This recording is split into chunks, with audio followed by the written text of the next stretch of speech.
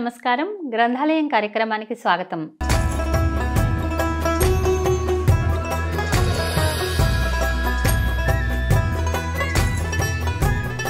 నా పేరు రాధా జోస్యుల. ముందుగా బ్రహ్మర్షి పితామహ పత్రిజీకి నా అనంతకోటి ఆత్మ ప్రణామాలు. మై డియర్ ఫ్రెండ్స్, మన ఎంతో చక్కగా ఎకో బొడైన్ గారి ద్వారా రచించబడిన ఎకోస్ ఆఫ్ ద సోల్ అనేటువంటి పుస్తకంలోని ఎన్నో అద్భుతమైన అంశాలు తెలుసుకుంటున్నాం. అలాగే ఆ పుస్తకాన్ని తెలుగులోకి అనువదించిన వారు శిరీష వాడపల్లి గారు. మరి ఎంతో ఆత్మానుభవాలను పేరుతో ఎంతో చక్కగా అనువదించి మనకు అందించారు. ఈ భూలోకం ఎంత వాస్తవమో సూక్ష్మలోకాలు కూడా అంతే వాస్తవమని, భూలోకవాసులతో మన సంబంధాలు ఎంత వాస్తవమో ఉన్నతలోకవాసులతో కూడా మన సంబంధాలు అంతే వాస్తవమని తెలియజెప్పిన అద్భుత గ్రంథం ఎకోస్ ఆఫ్ ది సోల్.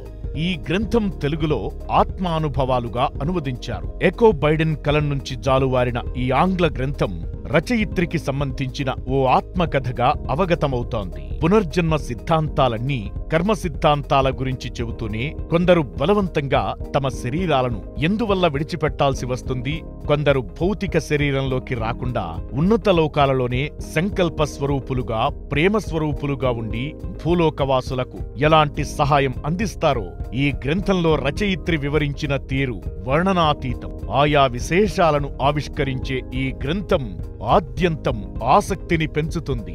ఇంత అద్భుతమైన జ్ఞానాన్ని మన గ్రంథాలయంలో తెలుసుకుందాం.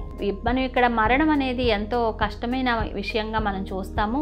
కానీ ఆ మరణం అనేది ఆత్మలోకంలో వాళ్ళకి చాలా ఒక పరివర్తనతో కూడినటువంటి ఆత్మ పరిపక్వానికి వచ్చి పరిణతి చెందినట్లుగా వాళ్ళు చూస్తారు అక్కడ. అందుకని అక్కడ వాళ్ళు ఉత్సవాలు చేసుకుంటారు. ఇక్కడ ఎవరైనా మనిషి శరీరాన్ని వదిలిపెట్టినప్పుడు ఆత్మ అక్కడికి వెళ్ళినప్పుడు వాళ్ళకి సంబంధించిన గైడేంజిల్స్ వచ్చి వాళ్ళకి స్వాగతం చెప్పి, అలాగే అంతకుముందు చనిపోయిన పూర్వీకులు వచ్చి వాళ్ళకి ఎదురొచ్చి సన్నాహంగా చక్కగా వాళ్ళని తీసుకెళ్ళి అక్కడ ఉత్సవం జరుపుకుంటూ ఉంటారు. అందుకని మరణం అనేది ఒక మార్పు, అది సహజ సిద్ధంగా జరిగే విషయము అని ఆవిడ ఎంతో అద్భుతంగా మనకి తెలియచేయడం జరిగింది ఫ్రెండ్స్. అలాగే ఆవిడ ఎంతోమంది స్త్రీలకు వాళ్ళ లోపల ఉన్న భావాలు పైకి చెప్పలేక మానసిక వేదనలు చెందుతున్నప్పుడు దానికి సంబంధించినవన్నీ కూడా, ఆ రహస్యాలన్నీ కూడా వాళ్ళలో నుంచి ఆవిడ రాబట్టి వాళ్ళకి తెలియచేసి అవగాహన కల్పించడం జరిగింది. ఆధ్యాత్మిక అవగాహన పెంపొందించుకోవడం ద్వారా ప్రతి ఒక్కరూ కూడా ఇలాంటి మానసిక సంక్షోభాల నుంచి బయటపడగలరు అని తెలియజేసింది. మరి ఇంక ముందుకు వెళ్దామా ఫ్రెండ్స్. రాండి అని ఒక 30 సంవత్సరాల స్త్రీ ఊపిరితిత్తుల క్యాన్సర్తో బాధపడుతూ స్వస్థత కోసం ఎకో దగ్గరికి రావడం జరిగింది. 3 నెలల్లో ఆవిడికి ఎంతో స్వస్థత పరిచారు. ఆవిడ ప్రతిసారి కూడా ఆవిడని చూసినప్పుడల్లా నయం అవుతున్నట్లుగానే అనిపించేది. అయితే ఒకరోజు వైద్యుడు రాండితో ఏం చెప్పారంటే, ఇంకా నువ్వు చాలా క్లిష్టతర పరిస్థితిలో ఉన్నావు, ఎన్నాళ్ళలో బతకవు అని చెప్పారు. అప్పుడు ఆవిడ చాలా విచారంగా అనిపించి ఎక్కువ దగ్గరికి వచ్చింది ధైర్యం కోసం. వచ్చి ఆవిడ చెప్పింది, నేను 2 వారాల్లో తొందరలో చనిపోతానని చెప్పారు వైద్యుడు. మరి ఇప్పుడు నాకు నా ఆత్మ ఏమని అనుకుంటోంది అని కొంచెం తెలుసుకోవాలనుంది అని చెప్పింది. చెప్తే అప్పుడు ఆవిడకి హీలింగ్ చేస్తూ ఆ ఆత్మని ఏం జరగబోతోంది అసలు అని అడిగిందనమాట ఎకో. అడిగితే అప్పుడు రాండి అని ఆవిడ ఆత్మ ఏం చెప్పిందంటే, నేను ఎంతో ఆనందంగా 2 వారాల తర్వాత ఈ శరీరాన్ని నేను వదిలిపెట్టేస్తాను, పునరావృతం జరుగుతుంది, నాకు నా ఆత్మ పునరావృతం చెందుతుంది, అంటే పునరావృతం అంటే మరణించడం జరుగుతుంది, పైగా ఎంతో ఆనందంగా ఇది జరుగుతుంది అని చెప్పింది తను. ఈ విషయం శరీరానికి తెలియడం నాకు ఇష్టం లేదు, ఎందుకంటే నేను చేయాల్సిన కొన్ని పనులు ఉండిపోయాయి, ఆ పనులు నేను చేయాలి. నా ఆత్మకి ఈ విషయం చెప్పారనుకోండి, చెప్తే నా ఆత్మ ఈ విషయాలు తెలుసుకున్నప్పుడు విచారంతో కుంగిపోతుంది తప్ప ఆ పనులు పూర్తి చేయదు. అందుకని నా భర్తకి పువ్వులంటే ఇష్టము, అందుకని నేను ఒక తోట తయారు చేయాలనుకుంటున్నాను. అందుకని నా తోట తయారు చేయడానికి నేను ఈ అవకాశాన్ని ఉపయోగించుకుంటాను, ఈ సమయాన్ని నేను జీవించి ఉన్న కాలాన్ని. అలాగా అప్పుడు ఆయన వనభోజనం చేయడానికి తన స్నేహితులతో ఆ తోటలో వనభోజనం చేసినప్పుడు నేను జ్ఞాపకంగా ఆయనకి మిగిలిపోవచ్చు అని చెప్పింది. అలాగే ఇంకా తను కొన్ని బట్టలు కొనుక్కోవాలనుంది, నాకు కొన్ని కొత్త దుస్తులు కొనుక్కొని వేసుకోవాలనుంది, అందుకని అవి కూడా నేను కొనుక్కుంటాను. ఈ పనులన్నీ అయ్యే వరకు నేను నా పనుల్లో మునిగి ఉంటాను, ఈ విషయాన్ని మాత్రం నా శరీరానికి తెలియనివ్వద్దు అని ఆవిడ చెప్పడం జరిగింది. ఎందుకంటే అలా తెలిసిందనుకోండి, ఇంక శోకంలో మునిగిపోయి ఆ శరీరం అమ్మో నేను పోతా అని ఆ మనసు ఆ శరీరం కూడా ఏడుస్తూ కూర్చుంటారు. అప్పుడు ఈ ఆత్మకి చేయాల్సిన పనులు జరగవన్నమాట. అందుకని తెలియచేయొద్దు అని చెప్పింది. ఈ రెండు తనలోని భాగాలే, మనసు శరీరము అన్నీ కూడా. అయినప్పటికీ కూడా వాటి భావాలు భిన్నంగా ఉంటాయి అనేది తెలిసేసరికి ఎక్కువ చాలా ఆశ్చర్యపోయింది. ఈరోజు ఆవిడ ఆత్మతో తను మాట్లాడటానికి సిద్ధంగా లేను అని చెప్పడం వల్ల తనకి కాస్త ఊరట కలిగింది. ఎందుకంటే ఆ రోజు ఆవిడ ఆత్మ తనతో మాట్లాడడానికి సిద్ధంగా లేనని చెప్పింది. ఒకరోజు ఈ ఆత్మ ఈ శరీరము రెండు ఒకే శరీరంలో ఉన్న భాగాలే అయినప్పటికీ కూడా వాటి భావాలు ఇంత భిన్నంగా ఉండడాన్ని చూసి ఎక్కువ ఆశ్చర్యపోయిందనమాట. ఇంకా తర్వాత ఆ వైద్యుడి మాటలు పక్కన పెట్టేస్తాను, నేను వాటిని నమ్మను, నేను స్వస్థత పొందగలను, నన్ను నేను నయం చేసుకుంటాను అని రాండి చెప్పింది. ఎందుకంటే ఆత్మ చెప్పొద్దంది కదా, ఆత్మకు మాత్రమే తెలుసు. ఈ శరీరానికి మనసుకు ఆ శరీరం వదిలిపెట్టి వెళ్ళిపోతున్నది ఆత్మ అనేది తెలియదు అనమాట. అందుకని రాండి ఏం చేసింది, ఈవిడ ఎప్పుడైతే హీల్ చేసిందో, హీలింగ్ అయ్యాక నేను ఆ వైద్యుడి మాటలు కొట్టి పారేస్తానులే, నేను అవి అసలు నమ్మను, నేను హాయిగానే మళ్ళీ ఇంకా జీవిస్తానని నాకు నమ్మకం ఉంది, నేను స్వస్థత పొందుతాను అని చెప్తూ ఆనందంగా వెళ్ళిపోయింది. 2 వారాల తర్వాత రాండి తన భర్తకు ఫోన్ చేసి అక్కడ ఏం చేస్తోంది అనేది తెలుసుకోవాలనుకుంది. భర్తకు ఫోన్ చేస్తే ఆయన అకస్మాత్తుగా ఆవిడ జబ్బు ముదిరిపోయింది, అందుకని ఆవిడ చేసే పనులు ఏం చేస్తున్నారని అప్పుడు అడిగితే ఆవిడ చనిపోయే ముందు తోట నిర్మించిందని, తర్వాత తన అలమరా చూస్తే కొత్త బట్టలు కొనుక్కుందని అర్థమైందిట ఆయనకి. అంటే ఆవిడ అలమర నిండా కొత్త బట్టలు పెట్టుకుని ఉందిట, ఒక తోటను తయారు చేసిందిట. తయారు చేశాక ఆవిడ శరీరాన్ని అకస్మాత్తుగా వదిలేసి వెళ్ళిపోయింది, జబ్బు ముదిరిపోయి అని ఆయన భర్త ఫోన్లో చెప్పారట. ఆవిడ భర్త, రాండి భర్త ఈ ఎక్కువకి. అప్పుడు స్నేహితులతో కలిసి భోజనం కూడా చేసింది తను తర్వాత శరీరాన్ని వదిలిపెట్టేసేటప్పుడు అని కూడా చెప్పారట. ఆవిడ ఆత్మ ఏం చేయాలని కోరుకుందో అవన్నీ ఆవిడ చేసేసింది అక్కడ. అప్పుడు ఇంకా అయితే తనకు కావాల్సినవన్నీ ఆత్మ నెరవేర్చుకునే వెళ్ళింది అనేది ఈవిడికి అర్థమైంది. అలాగే మార్టిన్ అనేటువంటి ఇంకొక వ్యక్తి కూడా క్యాన్సర్తో బాధపడుతున్నారు.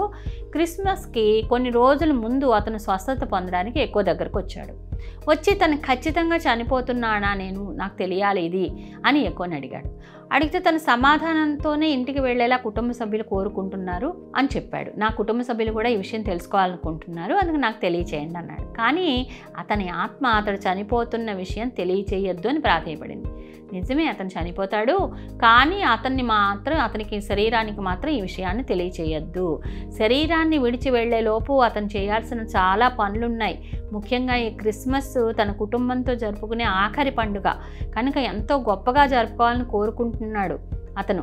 అందుకని ఇప్పుడు మనం చెప్పామనుకో వాళ్ళు ఏడుస్తూ పండగ జరుపుకోరు ఇంకా, అందుకని చెప్పొద్దు. అంతేకాకుండా అతడు కొన్ని నెలల్లో చనిపోతున్నట్లు తెలిస్తే వాళ్ళ కుటుంబ సభ్యులు విషాదంలో మునిగిపోతారు, దానివల్ల పండగ కూడా చేసుకోవడానికి ఇష్టపడరు. అందుకని ఎటువంటి సమాచారం ఇవ్వలేదు ఆత్మ అని చెప్పు అతనికి అని చెప్పింది అనమాట. అందరిలాగే అతని మరణం గురించిన విషయాలేమి తనకి తెలియవు అని చెప్పాక అప్పుడు మార్టిన్ ఏమన్నాడంటే కుదుట పడ్డాడు. ఓకే సరే, ఆత్మ ఏం మాట్లాడలేదు అంటే ప్రస్తుతం నాకు మరణం ఉండదులే అని అనుకున్నాడు అనమాట. అందరి మరణ విధానం ఒకేలాగా ఉండదు ఫ్రెండ్స్, ఎందుకంటే అందరి మరణం కారణం ఒకటే కాదు కదా, ఒక్కొక్క కారణం ఒక్కొక్కళ్ళకు ఉంటుంది.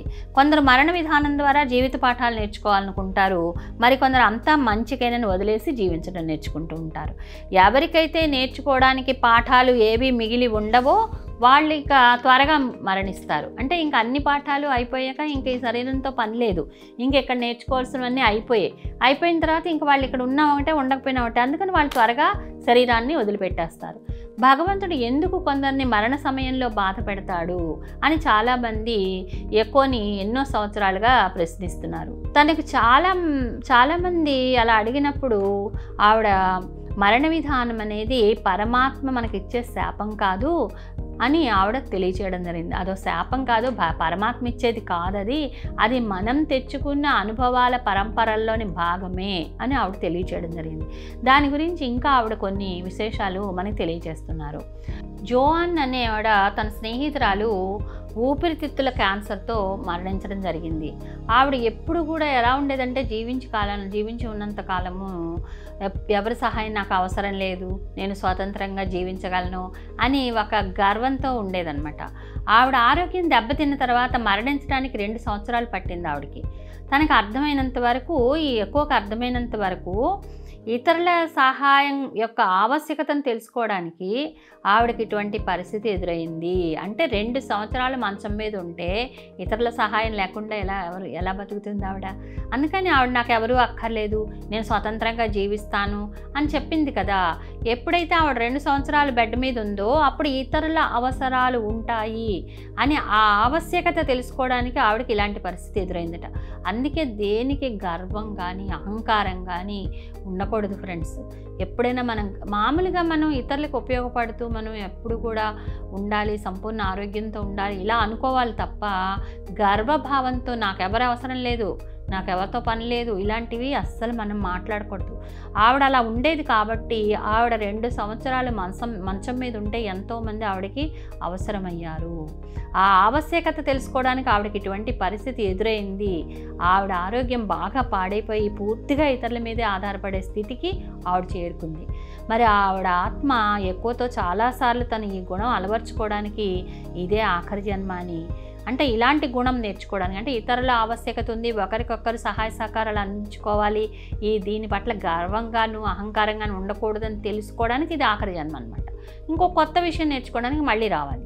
ఈ విషయం అక్కడితో అయిపోతుంది. అందుకని ఇదే నాకు ఆఖరి జన్మ ఈ విషయంలో. అందుకని అన్నీ నేర్చుకోవడం పూర్తయితే ఈ పాఠం కోసం తిరిగి మళ్ళీ భూమి మీదకి రావాల్సిన అవసరం లేదు అని చెప్పిందిట. అందుకని ఆ కారణంగానే నేను చనిపోయే ముందు 2 సంవత్సరాలు అలా కఠినంగా గడిపాను అని ఆ ఆత్మ తెలియచేసింది ఎకోకి. మరి జోఆన్ కనుక ఆరోగ్యకరమైన శరీరంతో ఉన్నట్లయితే ఈ అనుభవాలు పొందడం సాధ్యమవుతుంది కదా. అందుకనే ఫ్రెండ్స్, ఏది జరిగినా ప్రతిదీ కూడా అనుభవమే. ప్రతిదాన్ని ఒక అనుభవంగా తీసుకోవాలి. అనారోగ్యం వలన ఆవిడ ఎక్కడికి వెళ్ళాలన్నా, వస్తువులు ఏమైనా కొనుక్కోవాలన్నా, బట్టలు మార్చుకోవాలన్నా మరి ఇతరుల మీద ఆవిడ ఆధారపడాల్సి వచ్చేది. ఇలా నిదానంగా కొన్నాళ్లకు తినాలన్నా కూడా వేరొకరి మీద ఆధారపడాల్సిన అవసరం వచ్చింది ఆవిడకి. అలాంటి పరిస్థితులు ఎదురయ్యాయి. అంతేకాక ఆవిడ తన చివరి దశలో మాట్లాడలేక తన భావాలను ఎదుటివారికి వ్యక్తపరచడానికి కూడా ఇతరుల మీదే ఆధారపడాల్సి వచ్చింది. ఎంత దుర్లభమైన పరిస్థితో చూడండి ఫ్రెండ్స్. అందుకనే ఎప్పుడు కూడా అహంకారం అనేది ఉండకూడదు. ఉంటే అది మనం అనుభవించడానికి మళ్ళీ మనం అలాంటి పరిస్థితులను ఎదుర్కోవాల్సి వస్తుంది. ఏదొచ్చినా అంగీకరిస్తూ ఉండాలి మనము. ఒకసారిట క్యాన్సర్తో బాధపడుతున్న 18 సంవత్సరాల అమ్మి అనేటువంటి స్నేహితురాలు ఎక్కువ దగ్గరకు వచ్చిందిట. ఆ అమ్మాయి పేరు.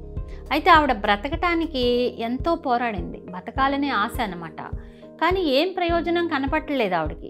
ఆవిడ తల్లిదండ్రులు స్వస్థత పరిచే శక్తి ద్వారా ఆమె అనుభవిస్తున్నటువంటి ఈ బాధని తీసేస్తారేమో ఈవిడేమైనా ఎక్కువ అని ఈవిడ దగ్గరికి తీసుకొచ్చారు.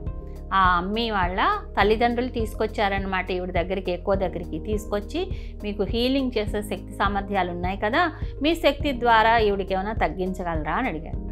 ఆవిడ భౌతిక శరీరం గురించి ఏం చెప్పి ఉంటారో ఊహించగలరు, కానీ ఆవిడ ఆత్మస్థితిని ఉద్దేశాన్ని తెలుసుకోవాలి అనుకుంది ఈవిడ. ఎందుకంటే ఆవిడ భౌతిక స్థితి ఎలా ఉంది, ఇంకా ఏం ప్రయోజనం లేదు, ఎన్నో మందులు వాడింది, కానీ బతకటానికి ఎక్కడా కూడా తనకి స్కోప్ లేదు అని భౌతిక శరీరం చెప్తోంది. కానీ ఇక్కడ ఆవిడ ఆత్మస్థితి, ఆ ఆత్మ ఉద్దేశం తెలుసుకోవాలి కదా, అందుకని అలా తెలుసుకోవాలి అనుకుంది ఎకో. అమ్మి యొక్క ఆత్మ తన చిన్న వయసులోనే చనిపోతున్నందుకు చాలా కోపంగా ఉంది. అంటే తను అనారోగ్యం పాలైపోయాను, ఇంకా నేను వెళ్ళిపోవాల్సి వస్తోంది అని తనకి చాలా బాధగా కోపంగా ఉందన్నమాట. తనకి తన స్నేహితులను, కుటుంబ సభ్యులందరినీ విడిచి వెళ్ళటం ఏమాత్రం ఇష్టం లేదు ఆత్మకి. ఆత్మలోకంలో మరణాంతర జీవితం బాగుంటుందని అమ్మికి ఎంత చెప్పడం కన్నా కూడా ఆ ఆత్మ యొక్క అభిప్రాయాలను తనతో పంచుకోవడం ముఖ్యమని ఎక్కువ భావించింది. ఎందుకంటే మరణాంతర జీవితం ఉందమ్మా, చాలా బాగుంటుంది అక్కడ ఆత్మలోకాల్లో, నువ్వు అలా కోపం పెట్టుకోకూడదు అని చెప్పడం కన్నా కూడా తన ఆత్మ అభిప్రాయాలు ఏవైతే ఉన్నాయో అవి పంచుకోవడం ముఖ్యము అని ఎక్కువ కనిపించింది. ఎందుకంటే ఆవిడ ఆత్మ కోరుకునేది కూడా ఇదే కదా, తన గురించి తెలుసుకోవాలి, ఇతరులు అని తను అనుకుంది ఆత్మ. అనుకున్నప్పుడు తనతో సంభాషించినందుకు ఆత్మ ఎంతో కృతజ్ఞతలు తెలిపి 2 వారాల తర్వాత మళ్ళీ వస్తానని చెప్పింది. ఈవిడ కూడా మళ్ళీ రా, స్వస్థత కోసం 2 వారాల తర్వాత రమ్మని చెప్పి, అలాగా ఆ శరీరాన్ని వదిలి వెళ్ళడం ఆ ఆత్మకి వెళ్ళడం సులువవుతుందని తెలుసు.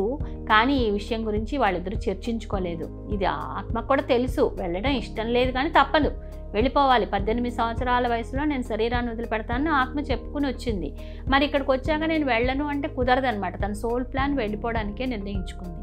ఇప్పుడు ఈవిడ హీలింగ్ చేయడం వల్ల ఏం జరుగుతుందంటే సులువుగా పెడుతుందనమాట ఆత్మ. కానీ 2 వారాల తర్వాత అమ్మీని కలిసినప్పుడు ఇంతకు ముందులా కాకుండా ఎంతో ఆనందంగా కేరింతలు కొడుతూ ఉంది. అంతేకాకుండా మారా అనే ఆమెలాగే క్యాన్సర్తో మరణించిన ఒక నూతన ఆత్మను తన కొత్త స్నేహితురాలుగా పరిచయం చేసింది. అంటే తన యొక్క ఆత్మ, అమ్మి యొక్క ఆత్మ వేరే ఇంకొక ఆత్మని పరిచయం చేసిందనమాట. ఈవిడ నా స్నేహితురాలు, తన పేరు మారా, తను కూడా క్యాన్సర్తోనే మరణించింది అని పరిచయం చేసింది. అంటే వాళ్ళిద్దరినీ కూడా ఆమె గైడ్సే కలిపారట. ఈ ఆత్మని ఆ ఆత్మని శరీరాన్ని వదిలిపెట్టకుండానే ఈవిడ ఆత్మ బయటకు వెళ్తూ వస్తూ ఉంటుంది కదా, మనం తెలుసుకున్నాం కదా, మన లోపల ఉన్న ఆత్మ అస్తమని బయటకు వస్తూ ఉంటుంది, లోపలికి వెళ్తూ ఉంటుంది. అలా ఈ ఆత్మని ఆ మారా అనే అమ్మాయి ఆత్మతో కలిపారట. ఆ మారా అనే అమ్మాయి చనిపోయింది. ఇంకా ఈ అమ్మాయి చనిపోలేదు అమ్మి. ఈ అమ్మి ఆత్మని ఆ మారాతో కలిపి అనుసంధానం, వీళ్ళిద్దరూ ఫ్రెండ్స్గా ఉండండి, మీ స్నేహితురాలే కదా ఈవిడని ఆ గైడ్సే కలిపారట. మారా ఆమెకు ఆత్మలోకం మొత్తం చూపించింది. ఆత్మలోకానికి తీసుకెళ్ళి అక్కడంతా చూపించిందిట. అక్కడ ఎంతో అద్భుతమైన ప్రదేశం అదంతా కూడా అని అంతా అక్కడ చూపించింది. నాకు చాలా బాగుంది అని చెప్పింది. తనకు ఒక స్నేహితురాలు ఆత్మలోకంలో దొరికిన కారణంగా తన శరీరాన్ని వదిలిపెట్టి వెళ్ళడం అంత కష్టంగా అనిపించట్లేదని కూడా అమ్మి చెప్పింది. అంతకుముందు ఏమంది, నాకు వెళ్ళడం ఇష్టం లేదు, ఇక్కడ నా స్నేహితుల్ని నా తల్లిదండ్రులని వదలడం ఇష్టం లేదు అని చెప్పింది. ఎప్పుడైతే గైడ్స్ తనకి ఆ మారా అనే ఆత్మని పరిచయం చేశారో ఆ ఆత్మ ఈ ఆత్మని తీసుకెళ్ళి ఆత్మలోకాలు చూపించినప్పుడు నాకు అక్కడ కూడా ఒక స్నేహితురాలు ఉంది కాబట్టి నాకు ఇప్పుడు అంత కష్టం లేదు, నేను వెళ్ళిపోతాను అని చెప్పిందనమాట. ఆవిడ అక్కడ ఆత్మలోకంలో చలనచిత్ర కళాకారులని అలాగే తనలాగే యుక్త వయస్కులని కూడా చూసిందిట. అంటే తన ఏజ్లో ఉన్న వాళ్ళు, చనిపోయిన వాళ్ళు, అక్కడ ఉన్న వాళ్ళని, అలాగే చలనచిత్రం అంటే మన సినిమా యాక్టర్స్ని అందరినీ కూడా అక్కడ నేను చూశాను అని చెప్పింది. ఆమె తన కుటుంబ సభ్యులను, ముఖ్యంగా తన తల్లికి దూరంగా వెళుతున్నందుకు మాత్రం బాధగా ఉంది. తన తల్లికి ఆ బాధ తీర్చడానికి ఒక సందేశం రాసిచ్చింది ఆవిడ. తనని స్వస్థత పరిచినందుకు తనకు కృతజ్ఞతలు చెప్పమని, ఆమె ఆత్మలోకం చేరుకగానే తనని కలుస్తానని చెప్పింది. ఈ జరిగిన 3 రోజులకే ఆ అమ్మి చనిపోయింది. అంటే తన తల్లికి ఆవిడ రాసి ఇచ్చిందనమాట. ఈ ఎక్కువకి ఇచ్చేసి ఆ పేపర్, ఇది మా అమ్మకి అందించు, నేను స్వస్థత చేకూర్చినందుకు మీకు కృతజ్ఞతలు, మా అమ్మకి ఈ సందేశాన్ని ఇవ్వని వాళ్ళ అమ్మకి ఒక ఉత్తరం రాసి ఇచ్చింది ఆ అమ్మాయి, ఆ పిల్ల, అమ్మి. చూసారా ఫ్రెండ్స్, మరి ఆత్మ ఒకలా ఆలోచిస్తుంది, ఈ శరీరానికి ఆత్మ ఆలోచించే విషయాలు తెలియవు. అందుకే మనం అజ్ఞానంతో అమాయకత్వంతో బతికేస్తూ ఉంటాం. మరి వైద్య యంత్రాల వల్ల ఇబ్బంది పడిన ఆత్మల గురించి కూడా మనకి ఇక్కడ తెలియచేస్తున్నారు మన ఎక్కో. కొన్ని సంవత్సరాల కిందట ఆవిడ స్నేహితుడితోటి కోమాలో ఉన్న అతడి మేనమావను చూడడానికి వెళ్ళారు. ఈవిడ తన స్నేహితుడితో, ఈ ఎక్కో యొక్క స్నేహితుడితో కోమాలో ఉన్నటువంటి ఆ స్నేహితుడి మేనమామని చూడడానికి, మామయ్యని చూడటానికి వెళ్ళారనమాట. వెడితే అక్కడ అతని గదిలోకి చూసినప్పుడు ఆత్మలోకంలో అతడి ఆత్మ చనిపోయిన తన స్నేహితులను, కుటుంబ సభ్యులను కలుసుకోవడం చూసింది ఈ మామయ్య యొక్క ఆత్మ. తన శరీరం వైద్య యంత్రాల వల్లే బతికి ఉంది. అంటే ఈ వైద్య యంత్రాలు పెట్టేసి బతికించడానికి ప్రయత్నిస్తున్నారు ఇక్కడ వైద్యులు, లేకపోతే ఎప్పుడో శరీరాన్ని వదిలిపెట్టేసేదే. తన మార్గదర్శక ఆత్మ అతడి ఆత్మ శరీరం నుంచి పూర్తిగా బయటకు వచ్చిందని ఆ మార్గదర్శక ఆత్మ చెప్తోందన్నమాట. అతడి ఆత్మ శరీరం నుంచి పూర్తిగా బయటకు వచ్చేసింది, ఈరోజే ఆత్మ పైకి వెళ్ళబోతోంది. అతడి శరీరానికి పెట్టిన వైద్య యంత్రం కారణంగా నాభి నుంచి ఆత్మతో కలిపే వెండి తీగ వదిలించుకోవడం అతనికి కష్టంగా ఉంది అని చెప్పిందట ఆ మార్గదర్శక ఆత్మ. చూసారా ఫ్రెండ్స్, మనం వెంటిలేటర్లన్నీ పెట్టి చివర్లో, మా మదర్కి కూడా అలాగే ఆవిడ 92 సంవత్సరాల వయసులో ఆవిడ శరీరాన్ని వదిలిపెట్టే టైంలో ఆవిడకి కోమాలోకి వెళ్ళిపోతే ఆవిడని మేము తీసుకెళ్ళి హాస్పిటల్లో పెడితే ఆవిడకి కంఠం దగ్గర పెద్ద కన్నం పెట్టి చాలా ఏవో వైద్య పరికరాలు పెట్టి వెంటిలేటర్స్ పెట్టి ఎంత నానా యాతనకి గురి చేశారనమాట ఆ శరీరాన్ని. అలా చేసినప్పుడు వాళ్ళు ఆ శరీరాన్ని వదిలి వెళ్ళటానికి చాలా కష్టం అన్నమాట. ఇక్కడ మనకు అర్థమవుతున్నదే ఆ వెండి తీగని వదిలించుకుని వెళ్ళడానికి ఈ ఆత్మకి చాలా కష్టంగా ఉంటుంది అని ఇక్కడ తెలియచేస్తున్నారు ఆ మార్గదర్శకులు. అతని ఆత్మ చాలా తెలివైంది. అతడి ఆత్మ శరీరంలోకి తిరిగి వచ్చి తను కోలుకుంటున్నట్లుగా అందరినీ నమ్మించింది. మా మదర్ కూడా అలాగే చేశారు. వెంటిలేటర్ల మీద పెట్టారు, ఇక్కడ కంఠం దగ్గర కన్నం పెట్టారు. ఇవన్నీ చేశాక ఆవిడ కోలుకుంటోంది, ఇంకా ఏం పర్వాలేదని వెంటిలేటర్లు తీసేసి ఆవిడని మామూలు రూమ్కి షిఫ్ట్ చేస్తారనమాట. చేసిన తర్వాత సడన్గా మళ్ళీ తేడా వచ్చింది. అంతే, సడన్గా తేడా వచ్చిందని మళ్ళీ వెంటిలేటర్ల మీద పెట్టారు. ఆవిడ శరీరాన్ని వదిలిపెట్టేస్తారు ఈ లోపే. చూసారా ఫ్రెండ్స్, మరి అలాగే ఇక్కడ కూడా జరిగింది. అతని ఆత్మ ఏం చేసింది, శరీరం తను కోలుకుంటున్నట్లుగా అందరినీ నమ్మించింది. అప్పుడు వైద్యులు ఏం చేస్తారు, ఆ యంత్రాల నుంచి విముక్తి చేసేస్తారు. ఎప్పుడైతే ఆ శరీరం నుంచి యంత్రాలను విముక్తి చేస్తారో అప్పుడు ఆత్మ చక్కగా బయటకు వచ్చేసింది. ఆ రోజు రాత్రే అతడు మరణించడం జరిగింది. చూడండి ఎంత అద్భుతమైన విషయాలు. మన జీవితాల్లో కూడా ఇలాంటివి ఎన్నో జరుగుతున్నాయి. మా మదర్ విషయంలోనే ఇలా జరిగింది. అంటే ఇలాంటివి ఎన్నో ఉన్నాయి మనకు ఉదాహరణలు మన జీవితాల్లోనే, కానీ మనకి దాని గురించి తెలియదు. మరి వెంటిలేటర్లు పెట్టకపోతే ఎలాగా, అమ్మ చనిపోతే ఎలాగా అని మన భావాలతో వాళ్ళని అలా మన హింసకి గురి చేస్తూ ఉంటామేమో ఒక్కొక్కసారి. ఇది కూడా మనం ఆలోచించాల్సిందే. ఓకే ఫ్రెండ్స్, ఇంతటితో ఈ ఎపిసోడ్ ముగించుకుందాం. ధన్యవాదాలు.